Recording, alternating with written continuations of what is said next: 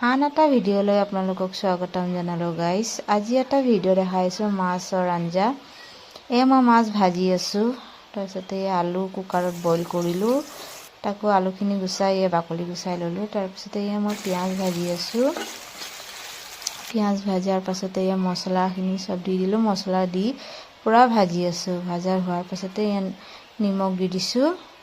নিমখ দিয়াৰ পাছতে পূৰা ৰঙা কৰি ভাজি আছোঁ। ভাজি এতিয়া আলুখিনি দি দিম।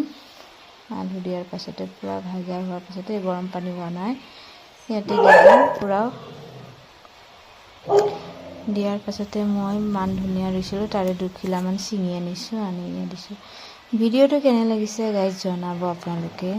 মই চিম্পুলকৈ মাছ বনোৱা আপোনালোকক দেখালোঁ। ভিডিঅ'টো যদি ভাল লাগিছে লাইক কমেণ্ট আৰু ফ'ল' কৰি দিব। নেক্সট ভিডিঅ'লৈ আকৌ লগ পাম। ধন্যবাদ।